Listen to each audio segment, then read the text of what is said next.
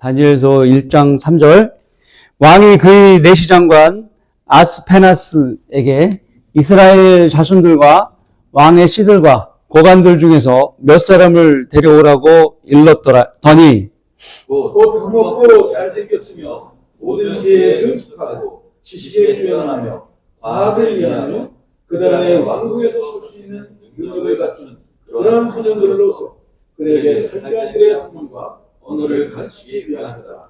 또 왕이 그들에게 왕의 음식과 왕이 마시는 포도주를 매일 일정량 지정하였으니 3년간 그들을 길러 마지막에 그들로 왕 앞에 서게 하려 함이었더라. 그때 이러한 자들 가운데 유다 자손 다니엘과 하나냐와 이스라엘과 아사랴가 있었더라. 다 함께 내시장관이 그들에게 이름을 주었으니 그가 다니엘에게는 벨체사라는 이름을, 하나냐에게는 사드락이라는 이름을, 미사야에게는 메삭이라는 이름을, 그리고 아사랴에게는 아벳누고라는 이름을 주었더라. 하나님을 기쁘게 하는 용기입니다. 성경을 조금 읽어본 사람이라면 민족의 흥망성쇠를 누가 주도하는지 단번에 알 수 있죠. 비록 이스라엘 민족이 하나님의 백성일지라도 하나님을 저버리고 악을 행한다면 주님의 진노를 받아서 멸망하게 되는 겁니다. 그런 모습이 역사 속에 비춰지는 거예요. 하지만 아브라함의 언약으로 인하여 아브라함의 언약으로 그 백성을 영원히 멸망케 하지는 않고 회복시켜 주시죠. 포르기의 유다 왕국도 악을 행함으로써 하나님으로부터 심판을 받았습니다. 그래서 멸망하게 된 거예요. 하나님께서는 유다 왕국의 왕들에게 선지자들의 입을 통해 수많은 경고를 전달했어요. 많은 선지자를 보내서 선지자들 대부분이 언제 모여 있느냐? 대선지서, 소선지서, 모든 선지서들이 이스라엘 멸망과 유다 왕국, 특히 유다 왕국의 멸망의 시기에 다 몰려 있는 거예요. 자, 그래서 선지자들의 입을 통해 수많은 경고를 하셨습니다. 그럼에도 불구하고 그들은 자신들의 죄악들에서 돌이키지 않았어요. 그래서 먼저 이스라엘이 멸망했죠. 기원전 721년. 그리고 유다 왕국이 뒤를 이어서 멸망하게 되는데 기원전 610년입니다. 이유는 그들이 우상 숭배를 하고 죄악을 행하였기 때문입니다. 그래서 하나님께서는 참다 더 이상 참지 못할 상황이 돼서 그들을 치신 겁니다. 진노를 쏟아부은 거예요. 그 결과 이집트의 파라오 느크에 의해서 여호와킴의 왕위에 치리를 한 지 3년 만에 여호와킴이 유다는 바빌론 왕 느부갓네살의 침공을 받게 됩니다. 바빌론의 침공은 이 외에도 2번이 더 있는데요. 두 번째 침공은 언제냐? 느부갓네살은 여호와킴이 바빌론으로 끌려간 후 그의 아들 여호와킴의 그 나이가 8살 때 왕에 올랐는데 석 달 만에 다시 끌고 간 거예요. 또 3번째 침공이 있었는데요. 여호와킴의 이제 그 8살 먹은 그 여호와킴의 뒤를 이어서 시드기야도 왕에 올랐는데 9년 만에 느부갓네살의 침공을 받아서 예루살렘이 함락되고 바빌론으로 시드기야가 끌려간 거예요. 이것이 유다 왕국의 마지막 종말인 겁니다. 유다 왕국이 느부갓네살에 의해 침공당한 이유를 열왕기 하 2장은 이렇게 적고 있는데 므낫세가 행한 모든 죄들 때문이라고 기록하고 있습니다. 진노하신 하나님께서는 유다 왕들이 자행한 가증스러운 범죄들을 응징하시기 위해 바빌론의 느부갓네살에게 유다 왕국을 넘겨주신 거예요. 그러니까 말을 너무 안 들으니까 바빌론 느부갓네살이야 얘들 좀 데리고 가 이렇게 넘겨주신 거예요. 오늘 1절과 2절은 그 느부갓네살의 침공과 약탈을 말하고 있습니다. 침공하고 예루살렘에 있는 걸 뺏어가는 그것을 얘기한 거예요. 특히나 첫 번째, 그들은 성전에 들어가서 하나님의 집 기명들을 마구 성전 안에 하나님의 기명들을 다 가지고 간 거예요. 두 번째, 그것들을 이방인이 섬기는 더러운 신전에 옮겨놨다는 거예요. 그 느부갓네살이 하나님의 그릇을 다 가져갔는데, 기명들을 가져갔는데, 자기가 섬기는 우상들의 그 창고에다 같이 놓은 거예요. 그리고 그런 모습을 보이니까 어때요? 유다 민족은 포로로 가니까 영적으로는 자기 하나님을 높이 섬겼던 것이고 그 그릇을 얼마나 소중하게 여겼겠어요. 그것이 하찮은 우상 숭배 전에 창고에 들어가니까 완전 영적으로 침체가 되는 거죠. 수모를 겪는 것이죠. 그리고 그 솔로몬 왕 때 그 누렸던 왕국의 영화 이런 것들이 한순간에 이제 모두 물거품 돼 버리는 거죠. 노예 신분으로 끌려갔으니까. 그런 수모를 당한 겁니다. 이처럼 유다에 대한 하나님의 심판은 엄청 철저했던 거예요. 엄중했던 거예요. 이때 잡혀온 다니엘과 3명의 소년이 있었는데요. 다니엘 1장에 이들에 대한 이야기가 적혀져 있는 거예요. 우리는 그것을 이제 오늘 배우는 겁니다. 이들은 왕의 씨들이에요. 왕의 후손들이에요. 이 4명이. 이들은 느부갓네살 왕의 명령에 따라 내시장관 이름이 아스페나스에게 발탁이 됩니다. 눈에 띄게 된 겁니다. 이 4명이. 이들을 발탁한 이유는 4절. 오늘 본문 4절을 보면 이유가 나옵니다. 곧 흠없고 잘생겼으며 모든 지혜에 능숙하고 지식에 뛰어나며 과학을 이해하며 그들 안에 왕궁에 설 수 있는 능력을 갖춘 그러한 소년들로서 그들에게 칼데아인들의 학문과 언어를 가르치기 위함이더라. 발탁한 이유는 그 소년들에게 학문과 언어를 가르치기 위해서 그렇게 했다는 겁니다. 왕궁에서 설 수 있는 능력을 갖춘 소년들. 왕궁에 왜 쓰냐면 왕의 조언자들, 그런 것을 시키기 위해서 칼데아 학문과 언어를 가르쳤다는 거예요. 그래서 발탁된 이들은 첫 번째, 씨가 없는 내시가 되어야 돼요. 내시 아시죠? 후손을 낳을 수 없는 내시가 되어야 되는데 이것이 이사야서 39장 7절의 예언의 말씀대로 이렇게 성취가 돼버린 거예요. 두 번째, 칼데아인의 학문과 언어를 배워야 한다고 했는데 이것은 유대인이 아닌 바벨론인으로 개조하기 위한 일이었어요. 우리도 그랬죠. 일정 때. 일본 사람으로 한국 사람을 조선인을 개조하려고 했던 것이죠. 그리고 세 번째, 그들은 3년간 왕의 음식과 왕이 마시는 포도주를 매일 정해진 양을 먹어야 됐던 것입니다. 이게 왕이 느부갓네살이 명령한 대로 그렇게 떨어진 거예요. 그리고 네 번째, 이름이 바뀌어야 되는 거예요. 아까 말씀드린 대로 창씨계명, 우리나라에도 있었죠? 일본 사람들이. 그거는 민족 혼을 상실시키는 거예요. 그런 결과로 다니엘은 이름이 벨트사살, 그리고 하나냐는 사드락, 미사엘은 메삭, 아사랴는 아벳누고로 바뀌어 버리게 된 겁니다. 바빌론이 유대의 민족의 정체성을 상실시키고 하나로 융합하기 위한 목적이었습니다. 특히나 이들은 왕의 씨들로서 3년이 지나면 왕 앞에 내시로 서야 되는 거예요. 내시로. 그냥 불행하죠. 나라를 뺏기면 안 돼요. 나라가 있다는 건 얼마나 소중한 일입니까? 우리나라도 일본 제국주의들에 의해서 나라를 빼앗기고 36년간 속박 속에서 이름도 잃고 언어도 뺏기고 머리 짧게 자르라 단발령을 내렸죠. 그리고 복장도 정해져 있었어요. 그 풍습도 일본 풍습에 따라서 해야 되고 한국의 명절을 할 수가 없었어요. 그러니까 신정이라고 구정인데 신정이라고 얘기했었죠. 그래서 일본식 문화대로 강요를 당하고 그들에게 동화되었던 것입니다.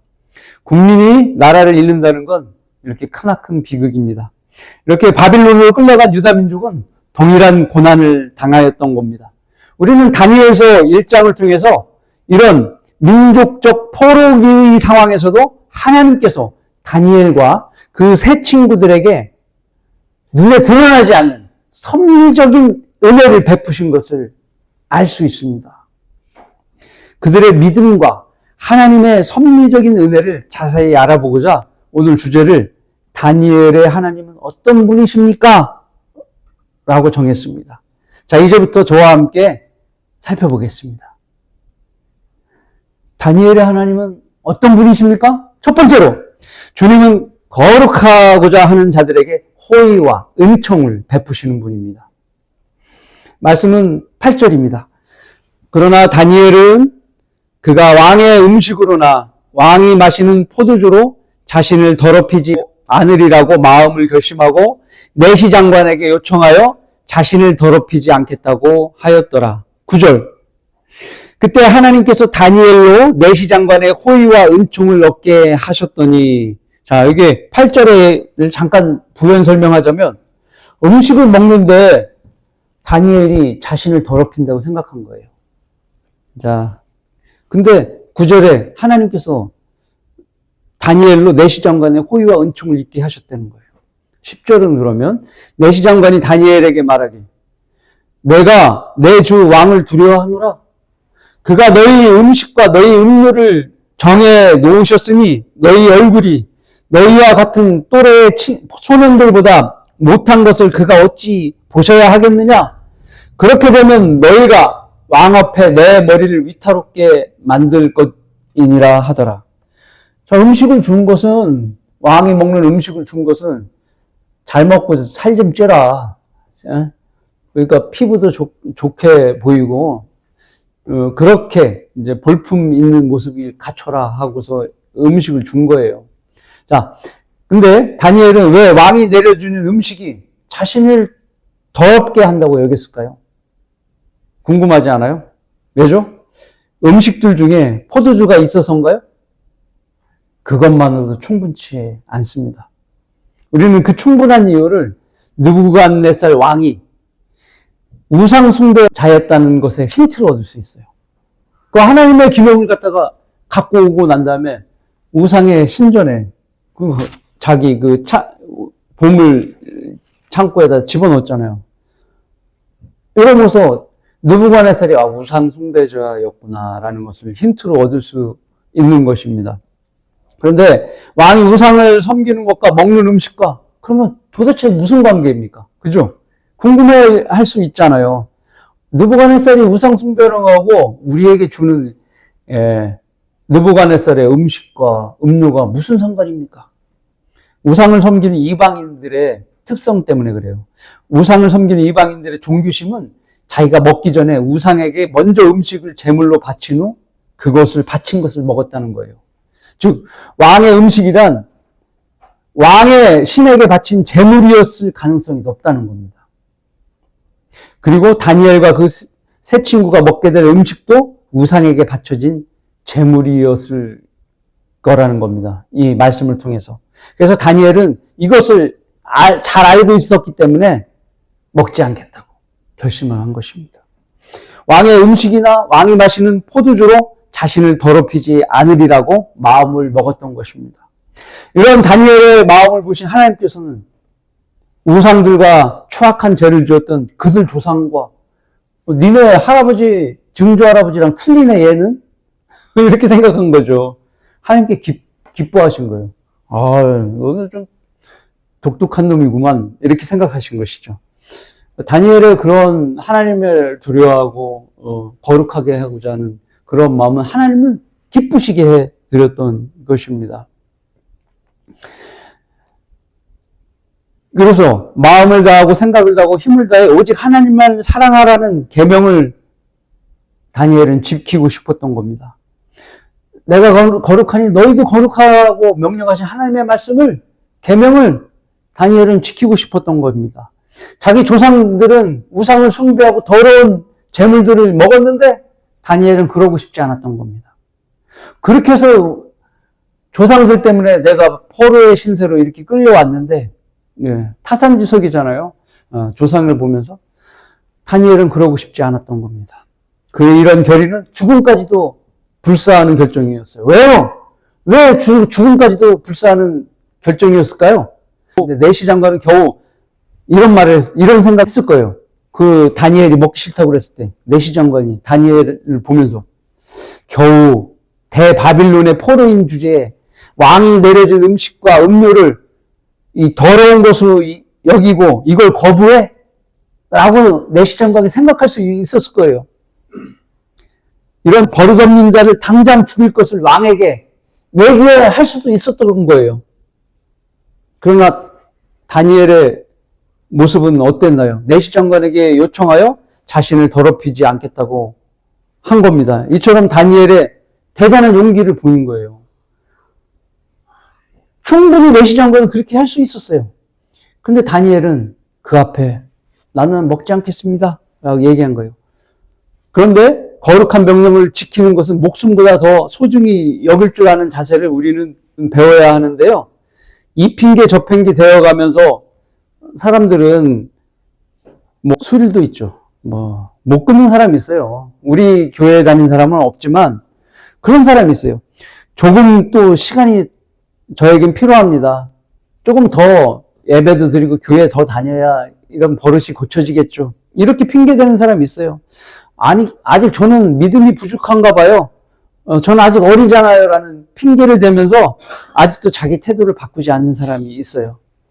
그런 사람은 하나님을 다니엘처럼 기쁘게 할 수가 없어요. 자, 여기까지 이런 모습을 우리들은 보이지만 다니엘은 그렇지 않았다는 거예요. 죽음을 불사하고 자기의 소신을 밝혔던 겁니다. 대단한 용기죠. 개념 없이 살아가는 성도에게 고린도후서 7장 1절은 이렇게 말씀하는데 한번 들어보세요. 그러므로 참으로 사랑하는 자들아, 우리가 이러한 약속들을 가졌으니 하나님을 두려워함으로 거룩함을 온전히 이루어 영과 육의 모든 더러움에서 우리 자신을 깨끗이 하자. 어떤 성도가 아직도 더러움 속에 산다면 과거의 더러운 습관들로부터 성별하는 결단이 필요하다는 거예요. 자, 그러면 아까 궁금해했던 정말 내시 장관이 목숨을 자기 담보로 다니엘의 말을 왜 들어줬는가? 이제 그것을 살펴보겠습니다. 이런 다니엘의 모습이 하나님을 충분히 기쁘시게 했는데 그 모습이 내시 장관의 마음을 움직이게 한 거예요. 하나님께서 그 마음을 내시 장관에게 다니엘의 마음을 수용할 수 있는 마음을 주신 거예요.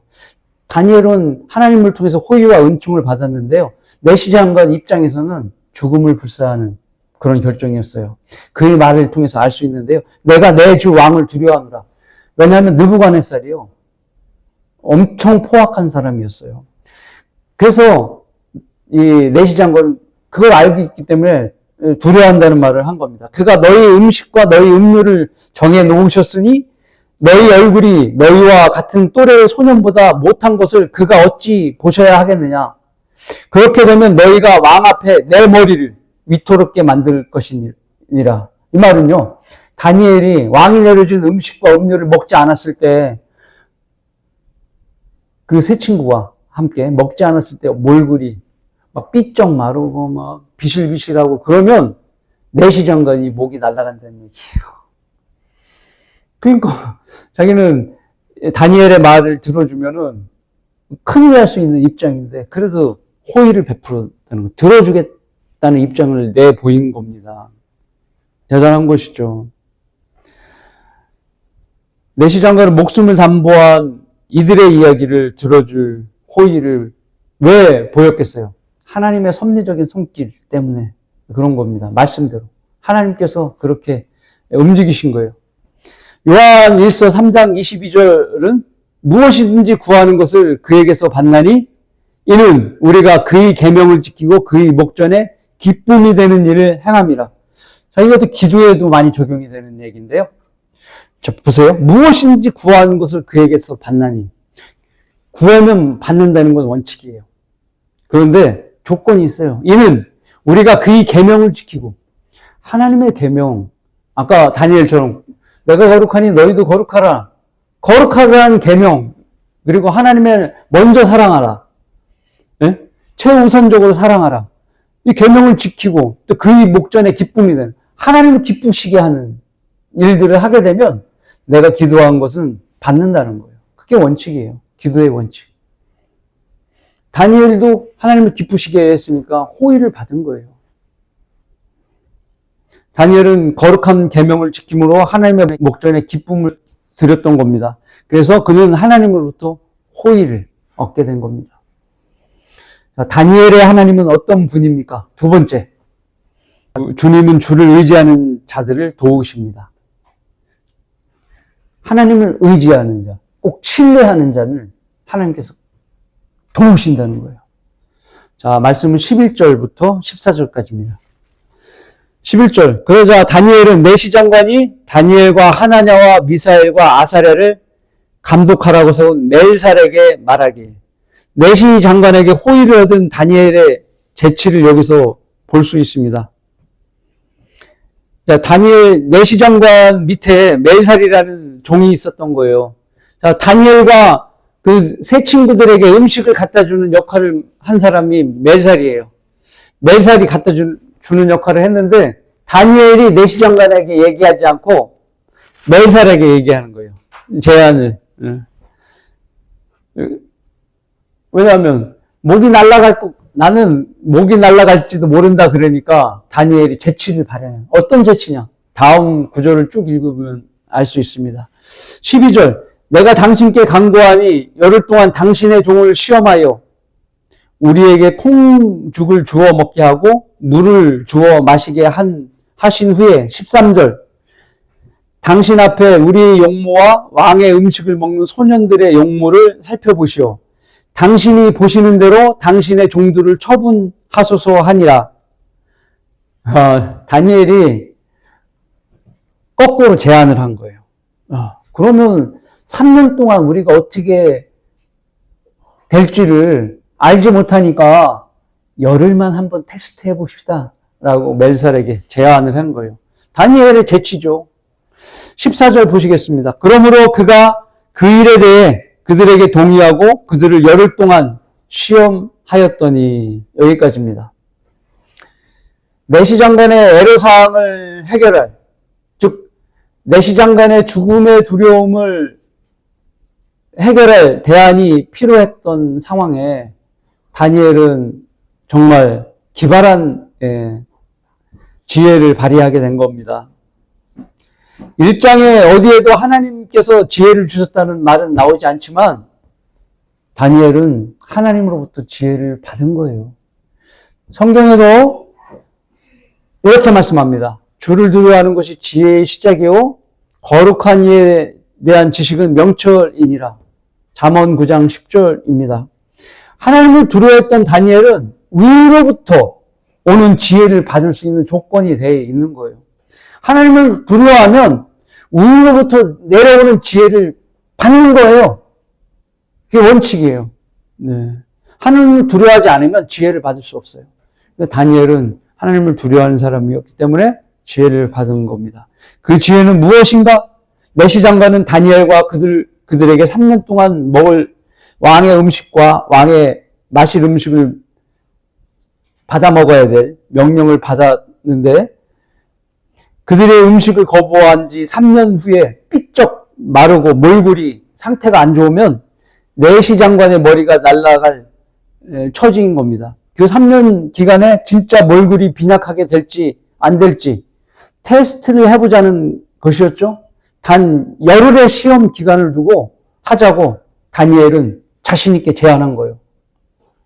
이 제안대로 안 되면 어떻게 돼야 돼요? 먹어야죠. 왕의 음식과 포도주를 먹어야 되는 입장이죠. 근데 무슨 용기를 가지고, 지혜도 그렇지만 무슨 용기를 가지고 열흘 동안 테스트해보자고 그랬을까요? 하나님을 신뢰하는 그것을 가지고, 그 바탕을 가지고 제안한 거예요. 그럼 다니엘이 발휘한 게 뭐죠? 지혜, 그 다음에 하나님에 대한 신뢰. 이 두 개가 있었던 겁니다. 이것을 내시장관 종 멜살에게 다니엘이 제안한 겁니다. 단 그 기간 동안 다니엘과 그들은 왕의 음식 대신 무엇을 먹어요? 콩죽, 포도주 대신 물을 마시겠다고 한 겁니다. 저 콩죽과 물은 제물로 올라갈 수 없는 것이죠. 그죠? 그래서 두 개를 먹겠다고 제안한 거예요. 다니엘의 이런 용기 있는 제안은 주를 신뢰하는 마음이 바탕에 깔려 있지 않으면 안 돼요. 하나님께서 이거 먹고서 정말 삐쩍 마르게 하지 않을 그 자신감이 있었기 때문에 제안한 것이죠. 다니엘과 반대로 믿음이 없었던 그 광야 백성은 어땠는지 아십니까? 다니엘은 이렇게 믿음이 좋았는데 광야 백성들은 어땠냐? 자기 욕심대로 먹을 것을 구하고 그들의 마음에 하나님을 시험했다고 합니다. 그들의 믿음 없음의 상태를 이제 시편은 기록하고 있는데 한번 들어보세요. 정녕 그들은 하나님을 거역하여 말하였도다. 그들은 말하길 하나님이 광야에서 식탁을 마련할 수 있겠느냐? 보라, 그가 반석을 치시어 물들이 쏟아져 나오게 하시고 시내들을 넘치게 하셨도다. 그가 빵도 주실 수 있느냐? 그가 자기 백성을 위해 고기를 마련할 수 있느냐? 하였도다. 이게 광야 백성들이 하나님을 이렇게 시험했다는 거예요. 이 말씀이 시편 78편 19절에서부터 28절의 말씀입니다. 생각을 해보세요. 광야의 백성들은 얼마나 믿음이 없었습니까? 광야의 백성들은요, 자기들을 사막에서 굶겨 죽이려고 하나님께서 굳이 이집트에서 끌고 나왔겠냐는 얘기예요. 그리고 굳이 땅으로 가는 길이 있는데 굳이 홍해를 건너가는 길을 마련해서 바다를 갈라서 그들을 이끌어 내셔야 됐겠냐고요. 만약에 능력이 없으시다면 수많은 능력을 다 행하셨는데 굶겨 죽이시겠냐 얘기죠. 그런 것을 믿음으로 갖고 있어야 되는데 그 백성들은 아까 시편 말씀처럼 빵을 주실 수 있느냐, 고기를 마련해 줄 수 있느냐 이런 불평을 했던 것입니다. 더군다나 그들은 눈앞에 모세가 반석을 치니까 반석이 갈라져서 물이 나와서 그들의 가축까지도 충분하게 먹이는 그 장면을 보면서 하나님께서 우리에게 빵을 내려주실 수 있는가? 고기를 갖다 줄 수 있는가? 이렇게 시험을 했던 것입니다. 다니엘하고 전혀 틀리죠. 네. 많은 기적들을 보고 하나님을 신뢰하지 못한 광야 백성들과 달리 다니엘은 믿음이 어떻습니까? 하나님께서 그들이 콩죽과 물을 먹어도 열흘 동안 건강하고 토실토실한 상태를 만들어 주실 것이라고 믿었던 거예요. 무슨 배짱으로요? 배짱 아닙니다. 하나님을 신뢰하는 믿음인 것입니다. 여러분도 이런 믿음이 부럽지 않으십니까? 부러워해야 돼요. 그래서 평소에 말씀을 사랑하고 어떻게 하면 주님을 기쁘게 할 것인가를 고민하고 기도로 주님과 두터운 신뢰를 잘 쌓아가면 자신의 믿음도 다니엘처럼 성장하게 되는 겁니다. 아셨죠? 시험에 처한 성도들에게 하시는 고린도전서 10장 13절 말씀입니다. 사람에게 흔히 닥치는 시험 외에 너희가 당할 것이 없나니 우리는 일상생활에서 시험을 당해요. 마귀의 시험을 당하는 거예요. 하나님께서는 신실하셔서 너희가 감당할 수 있는 이상으로 시험을 당하지 않게 하시고 그 시험은 내가 충분히 감당할 수 있는 시험을 하나님께서 주신다는 거예요. 그 이상의 시험을 안 주시고 내가 감당할 수 있는 만큼 주신다는 거예요. 시험을 당하면 피할 길도 마련해서 피할 길을 마련하셔서 너희로 능히 감당케 하시느니라. 이 말씀처럼 위기에 처한 다니엘과 그 친구들에게 하나님께서는 피할 길을 마련해 주셨고 그들이 능히 감당할 수 있도록 도우셨습니다. 여러분도 내가 지금 고난의 시험이 닥쳤다면 무엇을 가장 먼저 해야 할까요? 고린도전서 10장 13절 말씀을 붙들고 하나님께 기도해야 합니다. 어떻게 기도하죠? 지난번에도 한번 말씀드렸는데 아버지 하나님, 내가 이 시험을 감당하도록 피할 길을 알려주십시오. 이게 가장 현명한 기도인 겁니다. 왜냐하면 하나님께서는 말씀에서 감당할 수 있는 피할 길을 주신다고 말씀하셨기 때문에 내가 피할 길을 찾으면 그 일을 빨리 감당할 수 있을 거 아닙니까? 그 시험을 빨리 벗어날 수 있을 거 아닙니까? 그러면 결과적으로 고난의 기간이 이만큼 있다가 짧아지는 거죠. 네. 자, 말씀으로 와서 이제 다니엘과 친구들에게 주어진 열흘의 테스트 기간이 끝났습니다. 내시장관의 종으로 다니엘의 식사를 책임진 멜살은 다니엘과 그들의 몰골 상태를 보고 나머지 3년의 기간 동안을 콩죽을 줄 것인가 아니면 말 것인가를 결정해야 합니다. 어떻게 됐을까요? 다니엘 1장 15절 같이 보시죠. 열흘이 끝났을 때 테스트 기간이 끝났어요. 그들의 용모가 왕의 음식을 먹은 모든 소년들보다 더욱 아름답고 더 살찌게 보였더라. 아니 고기도 아니고 왕의 음식 그 얼마나 기름진 거예요. 그것도 먹지 않았는데 그냥 이런 우리말에도 피죽도 못 먹은 사람 있잖아요. 죽은 그냥 비실비실하게 만든단 말이에요. 힘을 주는 것보다 좀 뭐랄까 좀 빈약하게 만드는 대상이 죽이잖아요.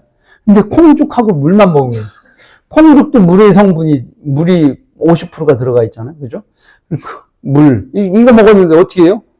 용모가 어땠어요? 모든 소년보다 더 아름답고 피부가 반들반들했겠죠? 그 다음에 살찌게 보였더라. 네. 위대하신 하나님께서는 그들의 건강과 영양 상태를 증진시켜 주셔서 모든 소년들보다 더 아름답고 살찌게 보이게 만들어 주신 것입니다. 여기서 여러분이 주의할 게 있어요. 그러면 나는 그러면 이 말씀대로 믿으면 된다는 거지? 콩죽만 먹어야겠다. 이러면 안 돼요. 이건 하나님께서 능력으로 그 콩죽을 그 다니엘에게 살찌게 도와줬다는 거지 콩죽 자체의 능력이 되는 게 아닙니다. 하지만 먹기 전에 우리는 어떻게 해야 돼요? 모든 음식을 먹기 전에 기도하는 거예요. 하나님 이 음식을 성결케 해 주십시오. 이 음식이 내 몸에 들어갔을 때 나의 몸에 영향이 되게 해 주시고 내 몸을 건강케 돌봐 주시옵소서. 그렇게 기도하게 되면 그런 동일한 효과가 나는 거예요. 우리가 하고 먹는 거하고 안 하고 먹는 건 차이가 큰 거예요. 네. 그래서 이 다니엘의 이 말씀에서 우리가 또 하나의 힌트를 얻게 되는 거예요. 식사 기도할 때 우리 연우 학생 어떻게 해야 돼요? 기도 꼭 잘해야겠죠? 네. 주님께 기도하는 모든 것은 우리가 다 받은 것으로 믿어야 하는 것입니다. 그것이 바른 믿음입니다. 그러므로 하나님께서는 주님을 불신하고 시험하고자 하는 자들에게 벌을 내리고 다니엘처럼 주님만을 의지하는 자를 도우시는 거예요. 하나님께서. 여러분도 그렇잖아요. 내 자식이 나를 의지해. 그럼 더 해주고 싶은 거예요.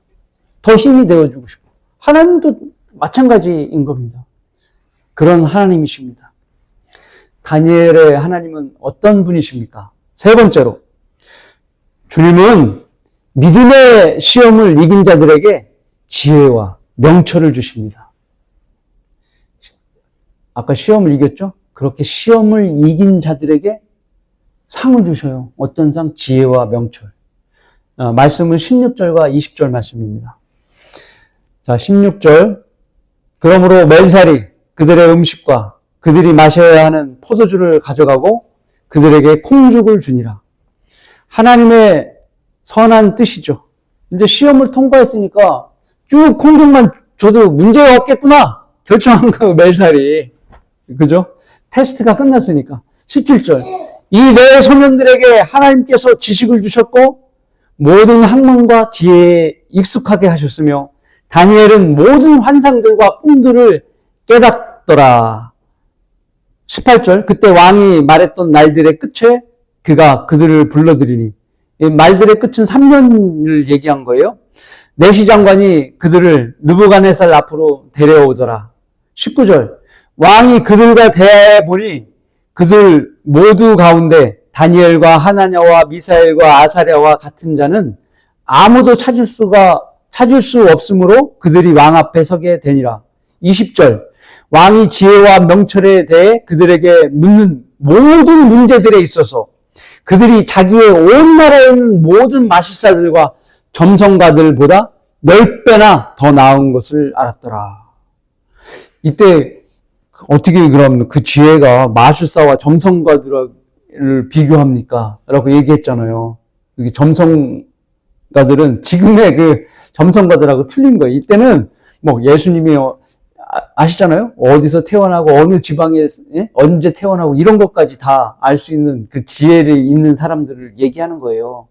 그러니까 다니엘이 이들보다도 10배나 더 많은 지혜가 있었다는 것입니다. 이 네 친구들은 열흘의 시험을 통과했어요. 그래서 이들은 계속 거의 3년 동안 마음 놓고 콩죽 먹으면 되는 거예요. 다른 거 안 먹고. 우리 그리스도인도 이 교회 시대가 한편으로는 믿음의 행위가 시험받는 시대예요. 하나님께 우리 행위로 시험받는 시대예요. 믿음만으로 구원받았지만 그 행위로 시험을 받고 행위로 이기면 상을 주시는 거예요. 그리스도 심판석에서 우리는 인내로 극복해 나가는 겁니다. 베드로전서 1장 6절부터 7절에 이렇게 말씀합니다. 그러므로 필요하다면 너희가 여러 가지 시험으로 잠시 슬퍼할 밖에 없지만 그것을 크게 기뻐하는 것은 시험받아서 슬퍼할 수 있지만 오히려 기뻐한다잖아요.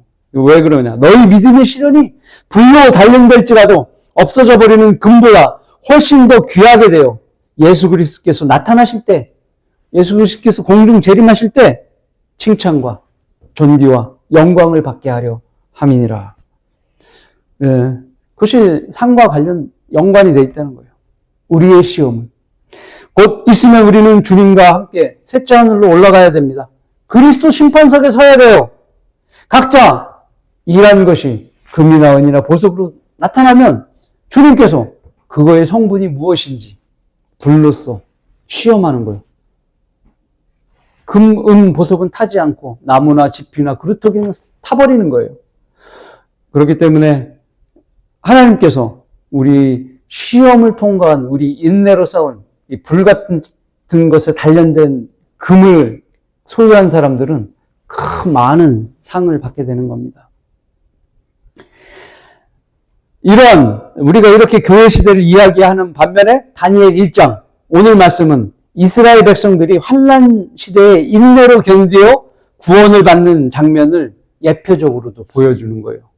다니엘 1장에 다니엘이 왕의 음식을 거부하고 콩중만 3년 동안 먹어야 되는 이 시련의 기간이잖아요. 믿음의 단련의 기간이잖아요. 이것은 앞으로 우리가 휴거된 후 이스라엘 백성이 대환란 시대에 겪어야 될 그 시련, 적그리스도 왕국에서 적그리스도가 주는 표로서 주는 그 음식을 거부하고 살아나가야 될 그런 고난의 시간, 이것이 다니엘은 이스라엘 백성, 특히나 14만 4천 명의 동정의 예표가 되는 거예요. 그러나 이들은 셀라페트라로 가서 구약의 광야 백성처럼 예수님께서 만나를 내려주시잖아요. 만나를 먹고 하나님의 음식을 먹는 거예요. 콩죽처럼. 그걸 먹고 견디는 거예요. 이걸 예표로 보여주는 거예요. 성경은 이렇게 연결이 되어 있습니다. 그리스도인도 죽기까지 신실한 사람에게 주어지는 게 있어요. 다니엘 봐봐요. 콩죽만 먹고 죽기까지, 죽는 건 아니에요. 죽기까지 신실한 모습을 보였죠. 근데 우리 중세시대 때 믿음을 지키기 위해서 카톨릭에 의해서 가죽을 벗기거나 화형을 당하거나 수많은 박해를 당했잖아요. 심지어는 이런 모형의 관이 있어요. 관에 안에 이만한 송구시로 된 관 전체가 사람 모양으로 돼 있는 것에 놓고 예수 그리스도를 믿는 우리 성경대로 믿는 사람들을 믿음을 지켰던 사람들 관에 넣고 뚜껑을 닫아버리는 거예요. 온몸에 못이 나오잖아요. 그러한 박해까지 당했던 거예요. 그러면 그런 분들은 생명의 면류관을 받게 되는 것이죠. 야고보서 1장 12절. 시험을 견뎌내는 자는 복이 있도다. 이는 그가 시련을 거친 후에 주께서 자기를 사랑하는 자들에게 약속하신 생명의 면류관을 받을 것이기 때문이라. 시험을 견디는 이들에게도 하나님께서는 상을 주셨어요. 어떤 상입니까? 이 네 소년에게 하나님께서 지식을 주셨고 모든 학문과 지혜에 익숙하게 하셨으며 특히나 다니엘에게는 아까 말씀드린 대로 모든 환상들과 꿈을 깨닫는 지혜를 주셨습니다. 그래서 다니엘서를 보면은 다니엘 2장에는 금신상, 느부갓네살이 꿈에 금신상을 꿈을 꿨는데 이것이 무엇이냐? 아니 칼데인들에게 다 물어봤어요. 아는 사람이 아무도 없어. 근데 다니엘이 홀로 이 꿈을 해석해 주잖아요. 그리고 높은 자리에 올라간 거예요. 재상의 자리. 그리고 다니엘 4장에서는 느부갓네살이 나무의 환상을 그루터기의 환상을 꾼단 말이에요. 나무의 환상. 그리고 나중에 그루터기의 환상을 꾸는데 그걸 다니엘이 또 정확하게 해석해 주고 있습니다. 그리고 다니엘서 7장과 12장에 이어지는 환상들이 쭉 요한계시처럼 미래의 일들을 계시하게 되는 겁니다. 다니엘서는 그래서 구약의 요한계시록이라고 이야기하는 것입니다. 이렇게 다니엘은 하나님으로부터 지혜와 꿈을 해석할 수 있는 능력, 또 하나님 말씀을 전할 수 있는 선지자로서 환상을 통해서 하나님의 말씀을, 예언의 말씀을 전하는 그러한 은혜를 받게 된 겁니다. 그리고 다니엘과 세 친구들은 3년의 시험을 마치고 내시 장관들과 함께 왕 앞에 섰습니다. 그래서 그들은 왕의 높은 평가를 받고 왕의 최측근의 그 자리에서 섬기는 영예를 얻게 되는 거예요. 이들의 지혜에 대한 평가는 20절 말씀대로입니다. 20절 말씀을 보면 왕이 지혜와 명철에 대해 그들에게 묻는 모든 문제들에 있어서 왕이 느부갓네살이 이들에게 무슨 질문을 던졌어요. 모든 질문에 문제를 던졌는데 그들이 자기의 온 나라에 있는 모든 마술사들과 점성술사보다도 10배나 현명한 답변을 내놓은 거예요. 하나님께서 이들에게 이러한 높은 지혜를 주신 것입니다.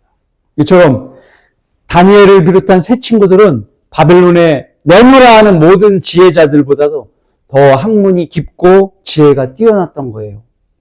그러므로 주님은 믿음의 시련을 이긴 다니엘과 세 친구들에게 세상의 현재들보다 10배나 많은 지혜와 명철을 주셨던 것입니다. 결론을 맺습니다. 1장의 마지막 한 구절이 남았습니다. 다니엘은 코레스 왕 첫 해까지 계속 있더라. 자, 주님께서는 다니엘에게 특별한 은사를 주셨어요. 세 친구보다도 다니엘에게 특별한 은사를 주셨어요. 그래서 하나님께서 다니엘로 하여금 그 지혜와 지식에 있어서 마귀 다음으로 으뜸다는 지혜를 가졌다고 하나님께서 말씀하신 거예요. 결국 이런 지혜를 지닌 다니엘은 오랜 기간 동안 최고의 자리에 관직에 앉아서 왕들이 제국을 다스리는데 도움을 주었던 겁니다.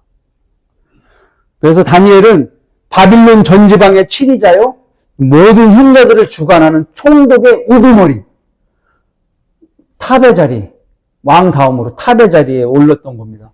그래서 느부갓네살의 오른쪽 팔을 역할을 담당하면서 왕이 죽을 때까지 보필을 했어요. 다니엘이. 그리고 그 다음 왕, 바벨론의 벨사살 왕까지 다니엘이 모든 역할을 한 겁니다. 그리고 나서 메데 페르시아의 다리오 왕을 거치고 그 뒤에 페르시아의 코레스 왕 첫 해까지 다니엘은 높은 관직에서 그 역할을 계속 해나갔던 겁니다. 그러므로 바벨론과 페르시아 두 제국에서 가장 중요한 요직을 맡았던 겁니다. 이것이 모두 하나님의 섭리적인 손길에 의해서 이루어진 것입니다. 다니엘처럼 주님을 두려워하고 주님만을 신뢰하여 용기 있게 모든 시험을 이겨내며 천년왕국의 유업을 위해 열심히 달리는 성도만이 주님을 기쁘시게 하는 유일한 길이라는 것을 잊지 않는 여러분 모두가 되시길 바라겠습니다.